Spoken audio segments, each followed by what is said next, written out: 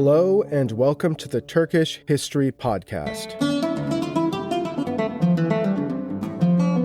Episode 60. The Limping Lion.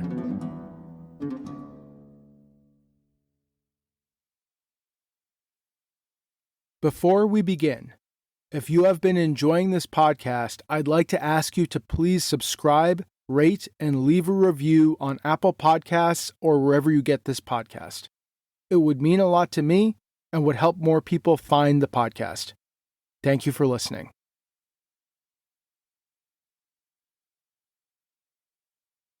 So last time, we discussed the rise of the Armenian Lord of Cilicia, Toros the Great, and the end of Mesud's reign. We ended with the death of the longest-serving Roman Sultan in Konya in 1156. And today, we will discuss the succession to Mesud and bring to the throne the next Sultan of Rum, Mesud's son, Kılıç Arslan II. And we will see the inevitable succession crisis spiral out of control as the Sultanate comes to be engulfed in a war on all sides. A war that, as we will come to see, will almost break the young Sultan and see him come to Constantinople as a supplicant. But also a war which, in its own way, will set the second sword lion down the road to his greatest victory. One of the greatest victories in Turkish history, a victory to rival Manzikert, Myriokephalon. So to begin, Mesud I, the longest-serving Roman Sultan, lies dead in Konya in 1156. And it seems pretty clear that the dead Sultan wanted his eldest son, Kılıç Arslan II, to succeed him. He certainly had taken steps to put Kılıç Arslan in a strong position to succeed him following his death. As Mesud lay on his deathbed, he had summoned the second sword lion to Konya and proclaimed him to be his heir. And though this was not really recognized by the Turkish political system, it still did bestow a certain legitimacy on Kılıç Arslan and give him a leg up, particularly among the increasingly important non-Turkish administrative class. And Mesud had previously created a satrapy for his favorite son on the southern marches of Anatolia, thus providing him with resources, experience, and legitimacy. All of this placed Kılıç Arslan in the leading position over the other sons of the dead Mesud. And of course, he will in the end win. But spoiler alert, that does not mean that the succession will be bloodless.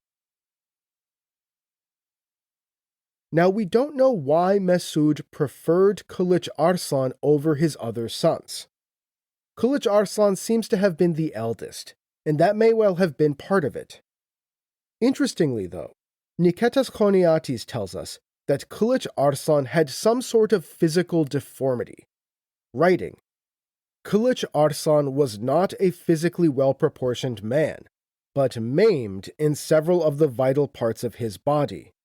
His hands were dislocated at the joints, and he had a slight limp and traveled mostly in a litter." Now certainly, this was an exaggeration by a hostile Byzantine author. See, we do know that Kılıç Arslan routinely led troops in battle, meaning that he was capable of riding a horse and shooting a bow and arrow, so his hands and body could not have been that deformed, and he definitely did not travel exclusively by litter. However, the story of his limp does seem to be true. Reportedly, the future Byzantine emperor and pretender Andronikos Komnenos nicknamed him Kılıç Arslan, a pun on Kılıç Arslan with the Greek verb kutsaino, meaning limp. So the Limping Lion. Now, a limp is not a disqualifying feature for a Turkish leader. Indeed, the future great conqueror Timur, known as Tamerlane in the West, Timur the Lame, will be world famous for his limp. But it nonetheless was not a good omen, and I think that Kılıç Arslan's talents must have been apparent enough that they overcame his physical issues in the eyes of his father Mesud. But though Mesud had given the Limping Lion some powerful advantages, there would of course still be a struggle for power. Remember the rules of the Turkish political system. Any member of the ruling family has a claim to the throne if they can win it, and the state is divisible among the claimants. Those rules are still in place. Now, thanks to Emir Gazi, there weren't any brothers or nephews of Mesud still kicking around, but the dead sultan still had several sons, at least 3 or 4 of whom are mentioned in the sources. Kılıç Arslan was in the lead, but we know of at least 2 of his other brothers. One was named Shah. Yes, the same name as the half-brother who Mesud had overthrown. Certainly an unlucky name, I think, as we will come to see over the coming episodes. The other little attested to claimant was named either Devlet or Dolat, and in a sign of how well his story is going to go, he is barely recorded in the sources. As he's generally called Dolat in the Turkish sources, that's what I'm going to go with, at least for like the 3 minutes that he's going to be with us. But perhaps more troublingly, there were also rivals from outside the house of Seljuk. In Sivas, the Danishmand Bey, Yağbasan, was of course kicking his heels, still bitter over the fall of his dynasty into subservience to the Sultans of Rum. And in Kayseri, there was another Danishmand Bey, Melik Zünun, who had since become the son-in-law of the late Mesud. Both of these Danishmand Beys were of course now wondering if their time had come. No doubt they remembered that the death of the first Kılıç Arslan had allowed the rise of their father Emir Gazi and their brother King Muhammad over the line in Konya. And also, they would have remembered that it would have been the deaths of Emir Gazi and King Muhammad that had allowed the rise of Mesud over the House of Danishmand. Maybe now, yet again, the death of the ruler of Anatolia would allow the rival house to rise to the top. And perhaps even more terrifying than either of the Danishmand Beys was the great conqueror of Syria, Nureddin Zengi, the light of the faith. With his father-in-law Mesud dead, it was entirely conceivable that Nureddin could assemble his great armies and march north into Anatolia. And spoiler alert, that is going to happen. So now, let's turn to Konya and start the struggle for succession. Now, we don't have great sources for the immediate struggle, but it does seem that all of the brothers were in Konya when Mesud died. At least the top 3 brothers mentioned in the sources. Word of the worsening health of the Sultan of Rum would have spread, and even if they had not been invited to Konya like Kılıç Arslan had been, the other contenders would have made their way to Konya to the deathbed of the great Sultan. Now, as I said, Kılıç Arslan II began with a very solid position, and of course, he is going to be the one who will eventually win. And buttressed by his wealth, power, and his legitimacy, his status as the favorite, and his father's blessing on his deathbed, and certainly Using his own charisma and authority, Kılıç Arslan immediately took over in Konya. Basically, while his father's body was still warm, Kılıç Arslan became the next Roman Sultan. However, the political situation in Konya was not stable, and the Limping Lion quickly came into conflict with certain key potentates in Konya, members of the prior regime.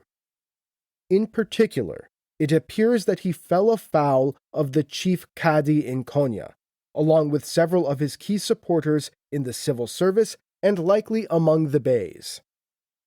One of these supporters of the chief Qadi was a man almost certainly of Armenian origin, a guy named Pakhtyan by Matthew of Edessa and called a great prince, probably a rendering of Grand Vizier. This is actually an indication of the growing centralization of the state, the cooking that had begun in Mesud's reign. I promise you, earlier sultans, like the first Kılıç Arslan or Suleiman, did not have to worry at all what a chief Qadi or an Armenian Grand Vizier might think. It seems likely that a faction of these courtiers began coalescing around other claimants still kicking around in Konya, namely Shahanshah and Dolat. I picture the palace and mansions of Konya becoming increasingly tense as the three brothers maneuver through the hallways and the courtyards, and as the Turkish beys and the Arab, Greek, Armenian, and Persian courtiers begin picking sides. However, soon enough, Kılıç Arslan struck, and he did so absolutely ruthlessly. Matthew of Edessa tells us that the chief Qadi and his party of courtiers and beys, including the so-called Great Prince Pakhtyan, were suddenly rounded up and executed all at once. At the same time, Matthew of Edessa tells us that one of Kılıç Arslan's brothers, probably Dolat, was strangled during the night as a result of the encouragement of some during their drinking and feasting. This is confirmed by the Armenian chronicler Sempat, who writes, "Because of suspicions, the Sultan had him strangled." In one fell swoop, Kılıç Arslan II had eliminated much of the opposition to his nascent rule in Konya. But it would turn out that these murders to secure his throne would have completely unforeseeable consequences. Indeed, we can say that this initial bloodletting set off a series of events that would spiral out of control and ultimately lead to a great and existential war, with Kılıç Arslan desperately trying to survive as the whole world seems to turn against him. Indeed, events from here on are basically going to keep escalating, like a series of progressively larger dominoes toppling, finally ending with the Sultan in Constantinople making ritual obeisance to the Roman Emperor. What kicked off this cascade of dominoes is that though Shahanshah fearfully submitted to Kılıç Arslan, he of course knew that there was no way that he was going to survive if he stayed in Konya. And thus, as soon as he felt he could escape, Shahanshah made a break for it and rode off north to Ankara. Likely, Mesud had earlier set him up in the region, turning over some of these formerly Danishmend territories to Shahanshah as his own little satrapy.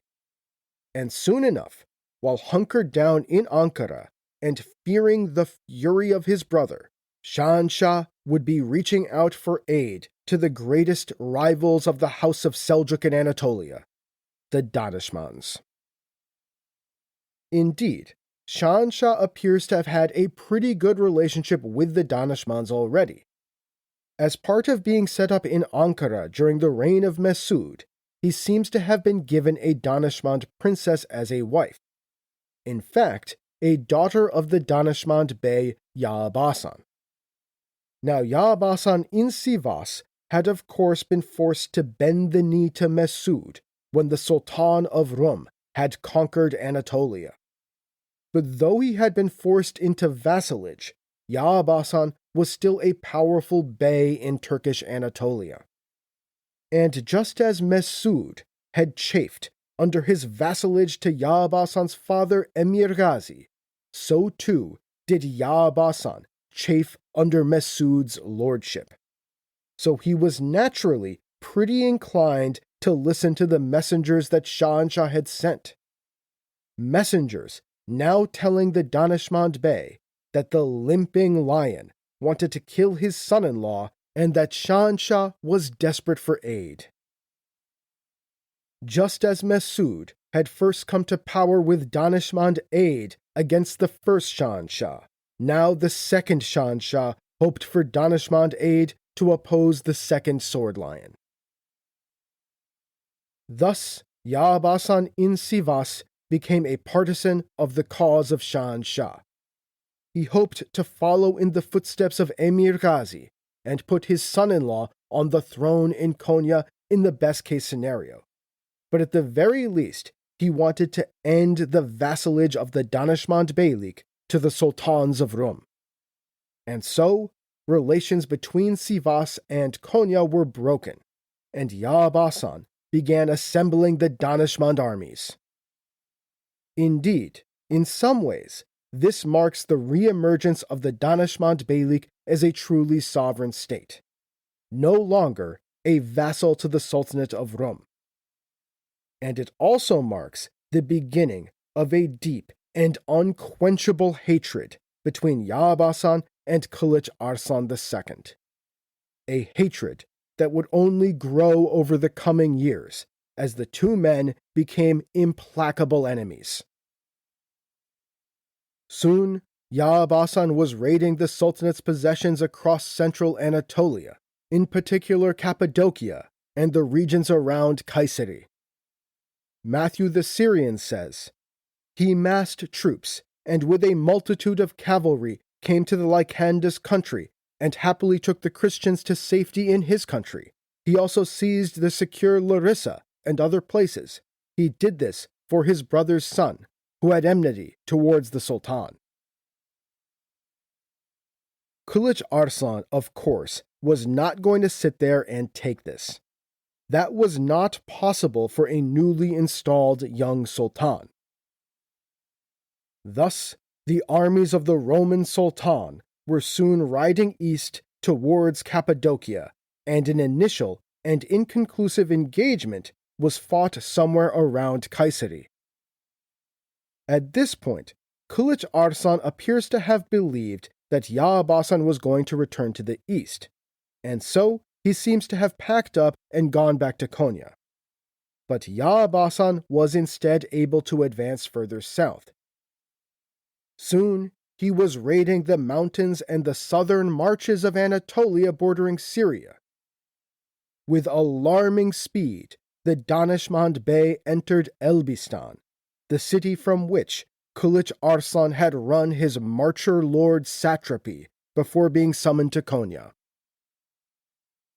The Limping Lion, I am sure absolutely livid that his former capital was in Danishmand hands, gathered up his armies and again rode out to attack Ya'abasan.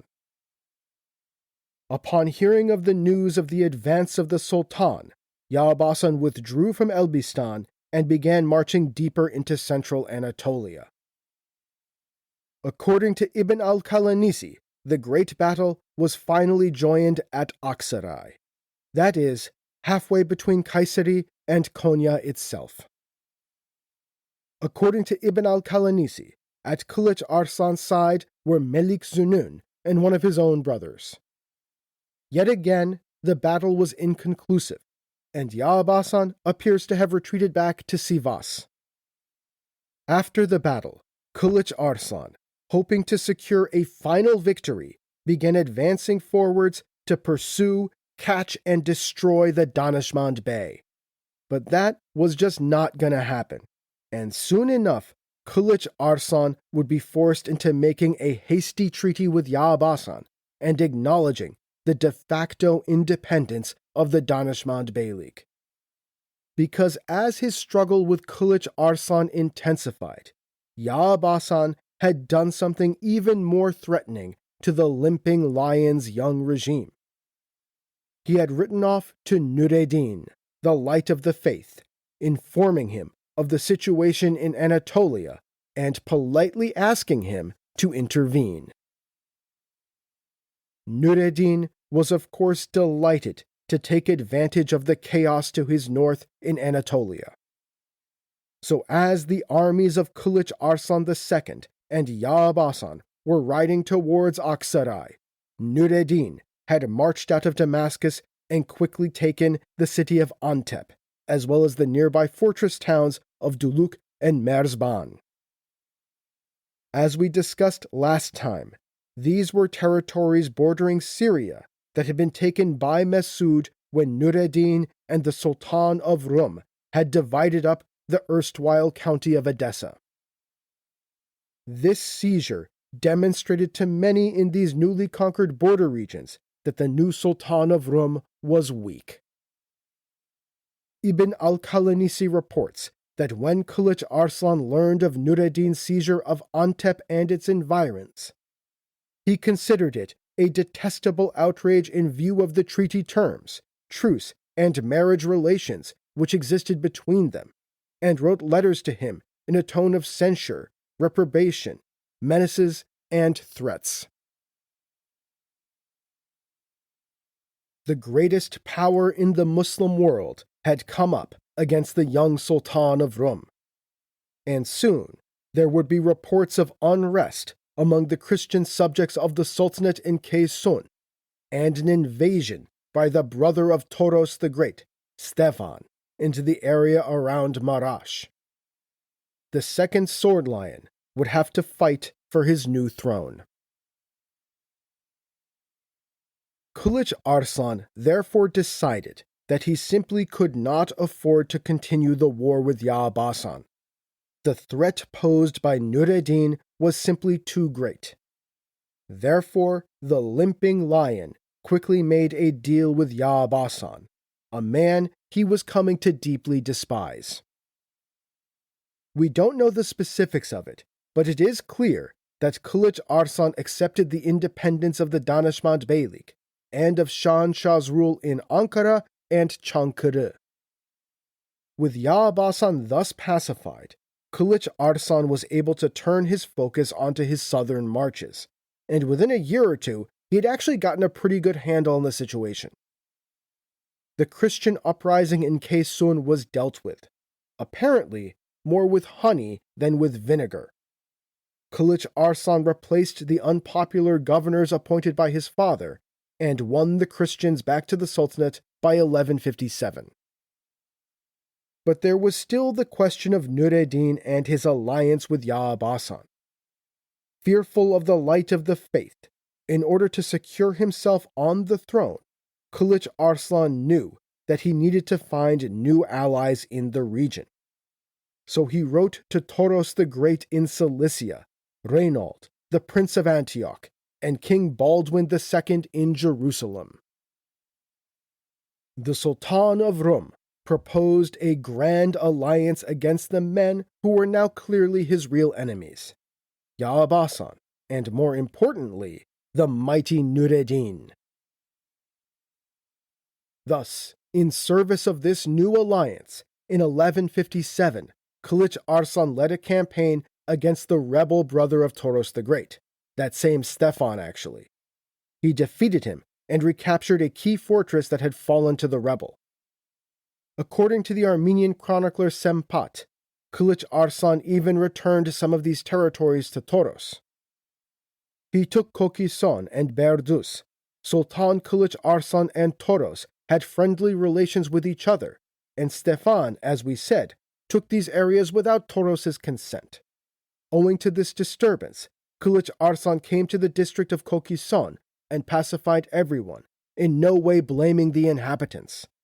Thence he went to Berdus, while Toros, out of affection for the Sultan, tricked his brother and surrendered Berdus to the Sultan against Stefan's wishes. The Sultan, in turn, because of his affection for Toros, freed the inhabitants of the fortress unharmed. Clearly, the light of the faith was a greater concern for the Sultan of Rum. Enough of a concern that he was willing to gift conquered territories to a potential ally. And thus, a nascent cross-religious alliance among Oriental Orthodox Armenians, Catholic Crusaders, and Sunni Anatolian Turks began to come into existence. This new alliance ultimately culminated in a great campaign in 1158 against Nureddin. The Light of the Faith had by now marched his great army to Banyas, a key Crusader citadel in what is now the Golan Heights, which was held by the Crusader Order of the Knights Hospitaller. He then proceeded to rout a relief army sent by the King of Jerusalem and looked set to take the key citadel. However, soon reinforcements arrived from Antioch, and, as Ibn al-Qalanisi tells us, a series of reports arrived to Nureddin of the arrival of Kılıç Arslan, the son of Mesud, with a great host. The arrival of Kılıç Arslan II and the Crusader relief army from Antioch forced Nureddin to lift the siege of Banyas. The anti-Nureddin alliance had worked, and the Zengid emir was now naturally furious with his brother-in-law in Konya. And I promise you that this is not the end of the rivalry between the two. Indeed, as the fortunes of Nureddin continue to rise, ultimately, the Light of the Faith will come to back his own Anatolian alliance to counter the Sultan of Rum. Then, likely also in 1158, with his southern marches guarding against Nureddin somewhat more secure, Kılıç Arslan struck back at Yağabasan. In a little attested to campaign, he joined forces with Melik Sunun in Kayseri to inflict a defeat on Yağabasan. Following this, Kılıç Arslan then rather ungratefully double-crossed Melik Sunun and removed him from power in Kayseri itself, wresting the great city from even nominal rule by a Danishmand Bey. Looking back from a later date, Michael the Syrian says, "This became the start of the collapse of the House of the Danishmands." Though as we will see, it will take many years for this collapse to occur. For now, a temporary truce was made with Yağabasan, and the Sultan in Konya was finally secure on the throne and in his position in central Anatolia, though deep enmity now existed between the Danishmand Bey and the Roman Sultan, and between the Roman Sultan and the Light of the Faith. So by 1158, that is about 3 years after his father's death, Kılıç Arslan seems to have been, on the surface, in a pretty solid position. Now this still had some big caveats, and had involved some concessions, and the state was not as mighty as it had been at the death of his great father. Some territories in the south had been lost to Nureddin and Toros the Great, and Şahanşah now ruled in Ankara and Çankırı. More importantly, the Danishmand Beylik in Sivas was now independent, and disturbingly, all of these allies seem to have been backed by Nureddin. And as long as the Light of the Faith was against him, this anti-Kılıç Arslan alliance would always be a threat. But taking these caveats into account, while the Sultanate was not in the shape that it had been in before his father's death, it was still, all in all, not too shabby for now. Kılıç Arslan had won the throne from his brothers, and he was now the unquestioned Sultan of Rum, ruling the heartlands of the Sultanate, with Cappadocia and most of central Anatolia fairly well locked down. But even though things looked sort of okay on the surface, a deeper dive reveals serious and perhaps even existential problems. This was because Kılıç Arslan securing the succession more or less had involved countering Nureddin, and had required making an alliance with Toros the Great and the Crusaders. And unsurprisingly, this made a certain emperor in Constantinople extremely uneasy. There was a cost that Kılıç Arslan had paid to win his throne, and it was now coming due. It turns out that the throne in Konya would cost the relationship with Constantinople. Now, Emperor Manuel Komnenos had sent an embassy off to Konya after hearing of the death of his old ally and friend Mesud. The emperor had of course begun his own career at war with the Sultanate, but the two sovereigns had made peace in the face of the Crusader invasion and had remained friends and allies ever since. Now, the Greek embassy to Konya of course came carrying condolences to Kılıç Arslan, and insisted that the alliance remained as strong as ever. But clearly, they were also sniffing around to get a sense of the strength of the young sultan and extract some concessions from Konya. With Nureddin breathing down his neck, Kılıç Arslan was desperate to pacify Byzantium, and so he handed over several fortresses in Isauria to the emperor. No doubt the smiling Greek ambassador said, "What are some mere buildings between such good friends?" But it soon became clear that the friendship that Kılıç Arslan's father had enjoyed with the emperor would not last. News came to the emperor of the alliance between Kılıç Arslan, Toros the Great, and the Crusaders in Outremer. And then more letters came, now from both Yağbasan and Nureddin, letting Manuel know that there were other Turkish rulers eager to be friends with the Emperor of the Romans. Friends who didn't border Byzantium as closely as did the Sultan in Konya. Friends who had not just made an alliance with Toros the Great and the Crusaders. And those letters from Yağbasan and Nureddin started making a lot of sense in Constantinople. See, while Mesud and Manuel had created a strong partnership and alliance, we should not forget that there were underlying structural tensions between the two sides. First of all, I think it is pretty clear from later events that Manuel still dreamed of retaking Anatolia, completing the work of the great Alexios. Manuel had taken an army to the gates of Konya as basically the first act of his reign. And in general, he was an aggressive and personally brave campaigner. His reign was marked by audacious campaigns in Anatolia, the Balkans, Italy, and even Egypt. And the empire and the Sultanate had long vied for control of western Anatolia, Turkish raiders striking out west, and Byzantine armies marching east. I don't think that either Manuel or Mesud saw their friendship or alliance as fundamentally changing this reality. And if the opportunity arose, or if it was beneficial, either side was capable of breaking it. Secondly, and as a related matter, the alliance between Konya and Constantinople had always been predicated on common and formidable enemies. That was what had allowed, even forced, the two sides to overcome their underlying rivalry for Western Anatolia.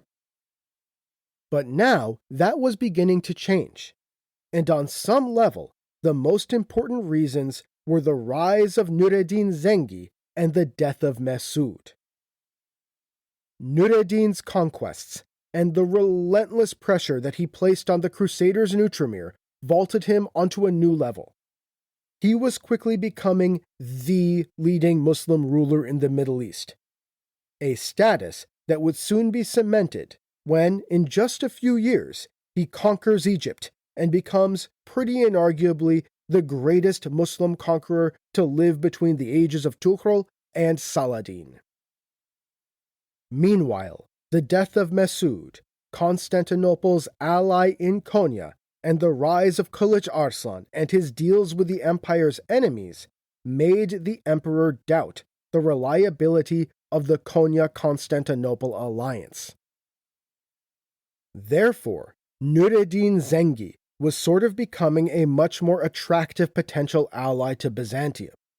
He was the one who was really taking the fight to the Crusaders, who, remember, were by now a primary enemy of the empire in many ways. Manuel, like his father and grandfather, was determined to wrest back Antioch from the Latins, believing it to be an integral part of the empire. And Nureddin Zengi had further campaigned against Toros the Great and his principality in Cilicia, another region in the Middle East that the emperor believed to be his, but which was now ruled by a rival Christian power. Furthermore, Nureddin did not rule in Anatolia. Therefore, an alliance with him would not have the same drawbacks as an alliance with Konya. The alliance with Konya had always meant burying the tensions between the empire and the Sultanate, the underlying tension over the rule of Anatolia. And from the emperor's perspective, it meant sort of looking the other way when it came to the ever-present low-scale Turkish raiding. Remember, the Sultan's power over the tribes was always limited, and he couldn't really make them stop raiding the empire, something that the imperial authorities actually seem to have understood and appreciated. An alliance with Nureddin, however, had none of those drawbacks. And furthermore, the rise of Nureddin had complicated the situation in Anatolia following the death of Mesud. When Kılıç Arslan seized the throne, his brother Şahanşah, rightfully afraid of being killed, had fled to Ankara and called for aid from Yağ Basan. This had then led to war between Kılıç Arslan and Yağ Basan, which had resulted in Yağ Basan fatefully calling in Nureddin. All of this resulted in what was basically a local Anatolian power struggle spiraling outwards. Nureddin had invaded the territories of the Sultanate and allied with Yağ Basan against Kılıç Arslan. This prompted Kılıç Arslan to retaliate and look for his own allies. And who better than the Crusaders and Toros the Great, who were already at war with the light of the faith? And this made total sense from Kılıç Arslan's perspective. The power of Nureddin had to be opposed, especially as the light of the faith began building an alliance against him. But the construction of his own rival alliance made him basically useless to the emperor in Constantinople. The alliance Mesud had made with Manuel was predicated on their common enemies, and now Kılıç Arslan had just made friends with those enemies. And this new alliance system that Kılıç Arslan had constructed was basically directed against a man who, in the emperor's eyes, was not just not an enemy, but a potential ally. Indeed, an ally potentially more useful than the Sultan in Konya, or Iconium if you please, as I'm sure the Roman emperor would insist. So the alliance between Konya and Constantinople, so strong in the days of Mesud, began to wobble. Things came to a head in 1158, when the emperor got into a huge fight with Reynold, the Prince of Antioch, who, remember, was now Kılıç Arslan's new ally against Nureddin. Without getting too into the details, basically, Reynold claimed that the emperor had broken oaths made to the Crusaders, the constant Crusader complaint about devious Byzantium, of course, and then claimed the great island of Cyprus as compensation. Reynold then launched an invasion of Cyprus alongside Toros the Great, which according to both Latin and Byzantine sources was particularly brutal, even by medieval standards. Mutilations, torture, rape, you name it. The Crusaders and the Armenians ransacked the island and then left, boats bursting with treasure and captive slaves.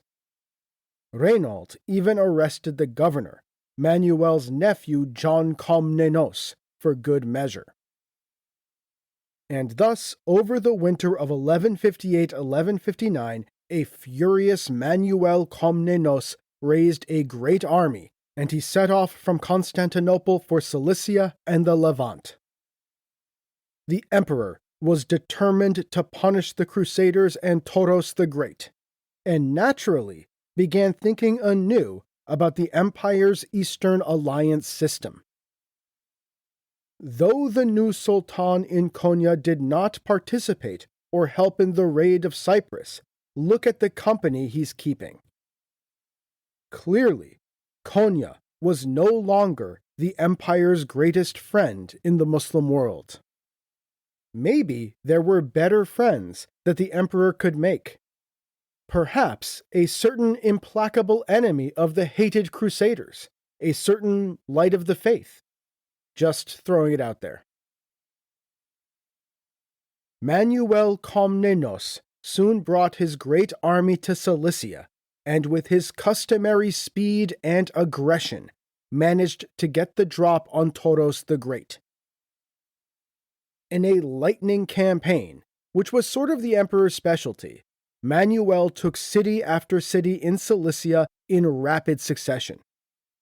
Lamos, Kistarmos, and Anazarbos fell with shocking speed, before the emperor turned his army on Tarsus, one of the greatest cities in Cilicia, and took that too. It seems that within a month, or at most 2, most of Cilicia was in the emperor's hands. Shocked to see such great imperial armies show up on his doorstep this quickly, and completely unable to organize resistance in time, Toros the Great basically submitted immediately. According to the Armenian chronicler Sempat, Toros reached out to Manuel through crusader intermediaries and begged for mercy. This the emperor agreed to, and soon enough, Toros the Great found himself making ritual obeisance before the emperor of the Romans. Manuel Komnenos pardoned Toros for his crimes in Cyprus and his rebellion against the empire, and then sent him off. Soon enough, he would abdicate, to be succeeded by his son Reuben II, who will reign for only a year as a Byzantine vassal before being deposed by Toros's brother Mlech, an ally and vassal of Nureddin. Toros the Great, the man who in some ways rightfully stands as the first king of Armenian Cilicia, would eventually end his days as a monk, and it would be the children of his brother Stefan who would ultimately bear the title king. So with Cilicia now more or less in hand, at least for now, Manuel moved on to Antioch. In desperation, Reynald of Antioch tried to rally his crusader brethren against the emperor, but to no avail. See, Manuel had been skillfully playing diplomacy. In order to get the other crusaders on side against Toros the Great and Antioch, Manuel had promised them that he would soon lead this great Byzantine army against none other than Nureddin Zengi, the Light of the Faith. And thus Baldwin, the king of Jerusalem, and the other crusader lords had already made a deal with Manuel. And indeed Baldwin, for his part, seems to have thought that Reynald's sack of Cyprus was both barbaric and a huge strategic mistake. Without any chance of defeating the furious emperor, Reynald decided that abject submission was his only hope. As the imperial army advanced on Antioch, the prince appeared outside its gates, dressed in nothing but a rough sack with a rope as a belt, appearing to all the world as a poor beggar. He prostrated himself on the ground before the emperor of the Romans and begged for forgiveness. Manuel, in a show of great disdain, ignored the scene and ostentatiously kept chatting with his retainers as the Prince of Antioch groveled before him in the dirt. Finally, the emperor forgave him, conditioning this forgiveness and Reynald's life on the surrender of Antioch's independence and its reincorporation into the empire. Thus, Manuel Komnenos entered Antioch in triumph. The great dream of the Komnenoi since Manzikert, the reconquest of Antioch, had been achieved. This was, I am sure, the highlight of Manuel's career. His father, John, had died here in Antioch over a decade ago while trying to retake the city, following which Manuel had been acclaimed emperor. And even his illustrious grandfather, the great Alexios, had failed to enforce the Byzantine claim. But now, under him, the great city of Antioch was back in the imperial fold. But now in Antioch, Manuel Komnenos showed that he truly was his grandfather's grandson, because, of course, he had absolutely no intention of leading a war against Nureddin Zengi. Already, it seems, letters had been flying back and forth between the emperor and the Light of the Faith. And we know that it was while in Antioch that Manuel received an embassy from Ya'abasan in Sivas, who, remember, was an ally of Nureddin. Sitting in Antioch, the emperor began the process of constructing a new alliance framework, effectively betraying his new crusader friends in Outremer, and in turn creating an alliance with the Danishmand Bey Ya'abasan and the great Muslim conqueror Nureddin Zengi. This new alliance was, of course, not just aimed against the Crusaders, but also against Kılıç Arslan. Naturally, Anatolia, not the Levant, was the focus of the emperor's attentions, something that the Crusaders, I think, never really understood. Thus, in 1159, the emperor marched his army out of newly conquered Antioch. He told the elated Crusaders that he was marching on Edessa to retake it from the infidel. The army set out towards the northeast, marching up the valley of the river Orontes towards Aleppo. Upon hearing of the advance of the emperor, Nureddin reportedly began pulling his armies together, but more importantly, sent new messengers off to the emperor of the Romans. Quickly, the two sides came to a deal. Nureddin would refrain from attacking Antioch and respect the empire's ancient rights to that city. Manuel would give up any further campaign to the east, and he would recognize Nureddin's rule of Aleppo and Edessa. The border between their realms would lie between Aleppo and Antioch. Nureddin would also release 6,000 Christian soldiers that he had captured in various campaigns. And most importantly of all, the two sides agreed to a military alliance against any common enemies that might arise in Anatolia, which of course could only possibly mean Kılıç Arslan. This deal now in hand, the emperor turned to the Crusaders and basically said, "Pack it up, boys, I'm going home." This caused shock and horror among the Crusaders. Remember, they had allied with the emperor against their fellow crusader in Antioch because he promised he was going to fight Nureddin.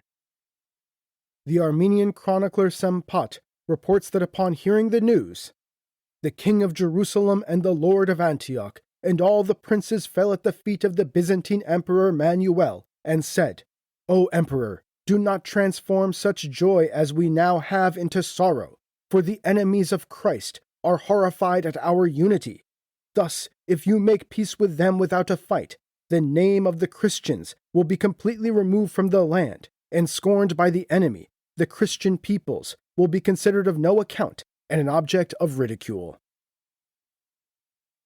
And thus, the hatred of Byzantium yet again grew in the hearts of the Crusaders. Yet again, the wily Greeks had gone behind their backs and cut a deal with the Turks. This time, the greatest Turkish commander since Tuhril, and the great enemy of the Christians in Outremer, Nureddin Zengi. The indignation, the outrage, the scandal of it all rippled throughout Outremer and even back in Western Europe. And the Latins took one more step down the road that will eventually lead to 1204 and the Latin sack of Constantinople. But for now, with his new deal in hand, Manuel began marching back to Constantinople. This would naturally take him through the territory of the Sultanate. Now, this had not been a problem on the way over to Cilicia, where the imperial armies had marched through western Anatolia before moving through the Sultanate's territory along the Taurus Mountains. Now, they had been attacked by a couple of bands of nomadic Turkmen in western Anatolia, but no one really held this against the Sultan.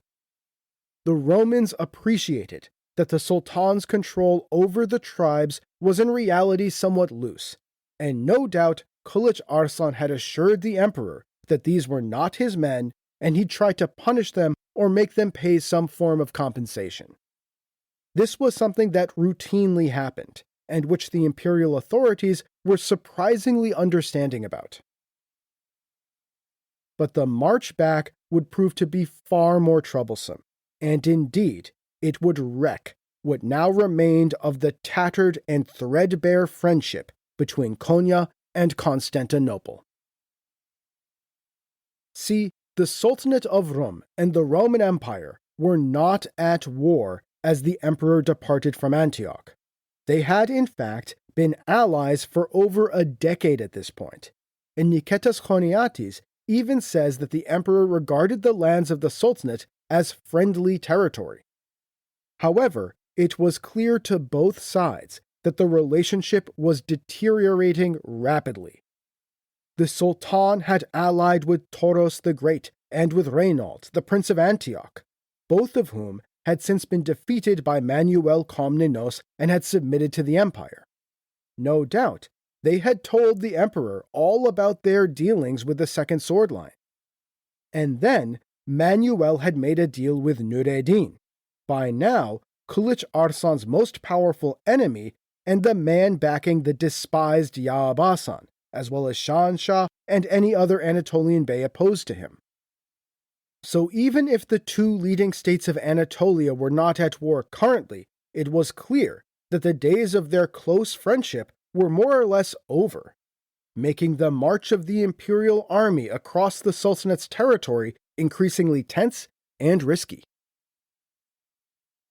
However, it is clear that Kılıç Arslan did not actually want to go to war with the emperor, and it is also clear that the emperor did not really want to go to war with the Sultan. Indeed, Matthew the Syrian tells us that the emperor naturally informed the Sultan that he intended to march an army through his territory and asked for permission, which Kılıç Arslan granted. But as so often happens in extremely tense geopolitical situations, events would soon spiral out of control. The increasingly deteriorating relationship between the Sultanate and the empire, the increasing suspicion on both sides, meant that marching imperial armies through the Sultanate's territory was basically like waving a lighter around a bunch of rags soaked in gasoline. It was almost bound to go wrong. Things started going off the rails quickly. Basically, the second the imperial armies exited the Cilician gates onto the plateau. Suspicious of the emperor's intentions, as a precaution, Kılıç Arslan ordered his armies to assemble. Now, these armies were not meant to attack the emperor, but basically to act as a safeguard. Who knew what the emperor's real plans were? If he was planning something, it would be better to have the army ready and on a war footing. But this mobilization naturally raised the stakes, and it also put a bunch of nervous men in the saddle and out on the roads of the Sultanate. Now, for his part, Emperor Manuel wanted to get back to Constantinople quickly. He therefore wanted to take a relatively shorter route across the plateau. Instead of marching along the same route he had taken when marching to Cilicia, he planned to march back along a different route through the Sultanate's southern territory. First from the passes of the Cilician gates to Karaman, and from there to the mountain lakes to the west of Konya that marked the border between Byzantium and the Sultanate, up north past Afyon, and then on to Eskişehir, Iznik, and finally home. And while this would be a shorter route, it would take the imperial army closer to Konya. However, as the imperial armies approached Karaman, in nearby Konya, Kılıç Arslan apparently freaked out. I think totally understandably. He had likely been expecting the emperor to march back along the route he had come, not go through Karaman. And an imperial army in Karaman was a great threat to Konya, because an excellent Roman highway ran from Karaman to Konya. No doubt, Kılıç Arslan had heard rumors of the deal that the emperor had signed with his great enemy Nureddin. And remember, Manuel Komnenos himself had put Konya to siege just over a decade earlier. Indeed, Kılıç Arslan was almost certainly there in Konya when Manuel had besieged the city during Mesud's reign. Furthermore, Manuel had a reputation as a daring and audacious commander. I mean, look at the lightning campaign he had just waged in Cilicia. So I think Kılıç Arslan was not being totally paranoid in believing that the emperor was in fact planning an assault on his capital. Therefore, Kılıç Arslan ordered a small army out to Karaman to oppose the emperor. But even now, it seems he was trying to avoid a major escalation. It seems that the army's goal was not to attack the Byzantine forces necessarily, and certainly not to destroy them or capture the emperor, but rather to keep an eye on the Romans and scare them off from marching towards the capital. The emperor, for his part, of course actually had no plans at all to attack Konya, which he still regarded as something of an ally, and therefore the imperial armies were not on a battle footing. And thus, events quickly spiraled out of control and ended the alliance between Konya and Constantinople, the alliance that had destroyed the Second Crusade. Somewhere around Karaman, it seems that some sort of skirmish occurred when the vanguard parties of both armies ran into each other.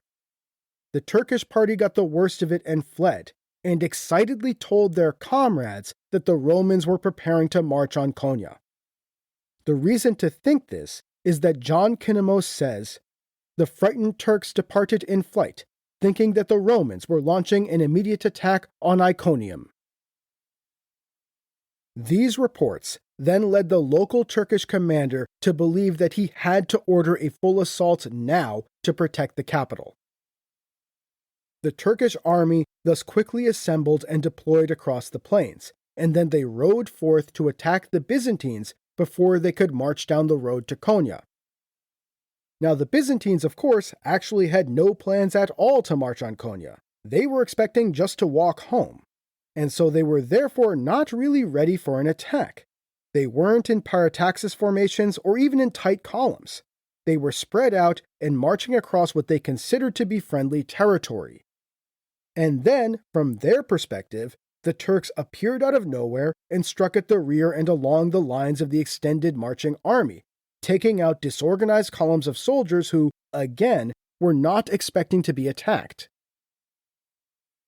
Now, the army that Kılıç Arslan had sent to shadow the Byzantines was not particularly large, and it was not really sent out with the goal of destroying the Roman army. Yet because of the unready state of the Romans, the destruction inflicted seems to have actually been quite extreme. Niketas Choniates tells us that several of the unprepared and disorganized divisions were entirely destroyed, and both the continuation of Matthew of Edessa's chronicle by Gregory the priest and the Armenian chronicler Sempat go further, saying that 12,000 Roman soldiers died, with Gregory further adding that the Romans lost a staggering 20,000 horses. Manuel Komnenos and the Byzantine generals appear to have been totally astonished at what they saw as a completely unprovoked attack. Remember, they actually had no intention of marching on Konya, and had even gotten permission from the Sultan to march through his territory. Manuel no doubt saw this as a great betrayal by a man who was supposed to be his ally, the son of the great Mesud, with whom he had enjoyed a long and productive alliance. No doubt absolutely livid, Manuel quickly pulled together his forces and launched a counterattack. Manuel actually was a pretty good general, despite his later popular reputation kind of unfairly earned at Myriokephalon. This counterattack drove the Turks off, though like I said, the Turkish force wasn't particularly large and had not actually set out to destroy the Byzantine army. Once the situation was stabilized, the Roman army pulled itself together, assembled into defensive columns, and marched in disciplined ranks directly to the Roman borders. They were shadowed by further Turkish armies, there to ensure that the emperor did not march on Konya. John Kinnamos reports one last minor skirmish near Kütahya before the Byzantines finally passed firmly back into the domains of the empire. Back in Roman territory, Manuel Komnenos dragged his mauled army to Constantinople, absolutely furious. But also, I am sure, very happy he had made a treaty with Nureddin that covered a common war against any shared enemies that might arise in Anatolia. And now, with the ink on the treaty still wet, so to speak, such an enemy had arisen. The betrayal of the Sultan in Konya was proof that he had been correct to swap out the empire's top Turkish ally. So next time, the Roman emperor will march out from Constantinople with a great army looking for vengeance. Naturally, he will call on his new Turkish friends for aid. In Anatolia, the Danishmand Bey in Sivas, Ya Abasan, and in Syria, the great Muslim conqueror, the Light of the Faith, Nureddin Zengi.